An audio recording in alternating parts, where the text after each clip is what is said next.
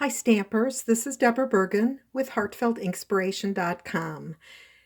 Later today, and I can hardly wait, I have my pre-order from the 2020-2021 annual catalog from Stampin' Up, and I can hardly wait to rip open that box and see what treasures await.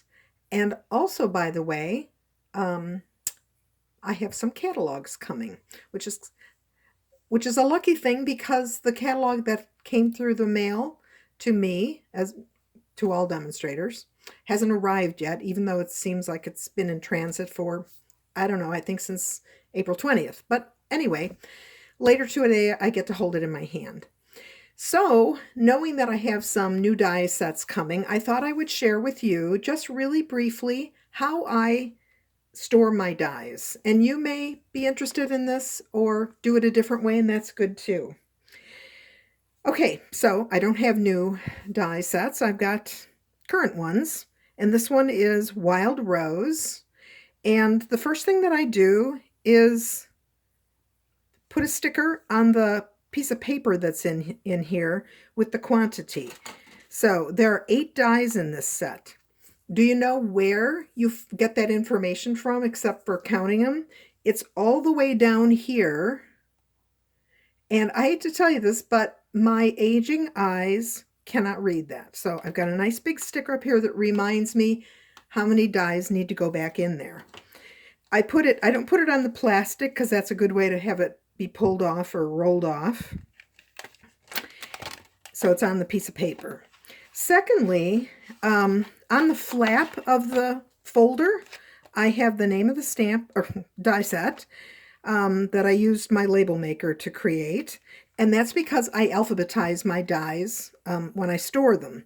Now, I know that a lot of people store their dies outside of this plastic container right in the stamp set. But I want to keep them so that I can use elements that are not specific to the stamp set, like this pretty label. So if I kept it with the stamp set, I'd forget that this was in there, or this beautiful border. Okay, now this one is a hard one for me. Before using, because if there's one thing I want to do, it's crack this open and start playing with paper and my die cutting machine. I just take a photocopy of this with everything still in place. And there it is, and I cut it down to the same size as this piece of cardboard. So this serves 2 purposes. If something's missing, or let's say I find a die someplace, like stuck to my magnetic closure on my Fitbit strap, I can find where it goes, and I can see what's missing here, nothing. And also, it reminds me how I get them to fit on this piece of cardboard.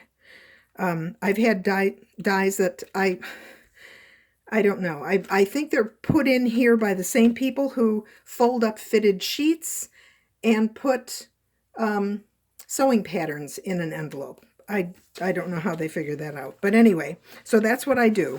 I've always got this. Okay, and just one last thing, I think that's it, is this flap.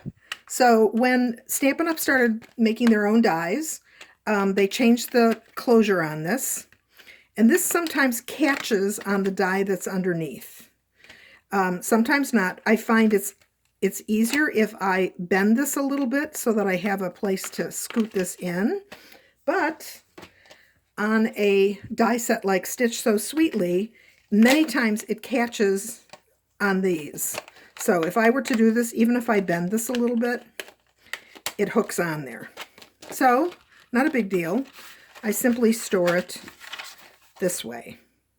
So hopefully then it's not catching a die and flinging it into oblivion. Okay, so that's just briefly how I store my die sets. And I can hardly wait until later today when UPS drops many pounds worth of paper, etc., on my front stoop. Have a good day. See ya. Bye.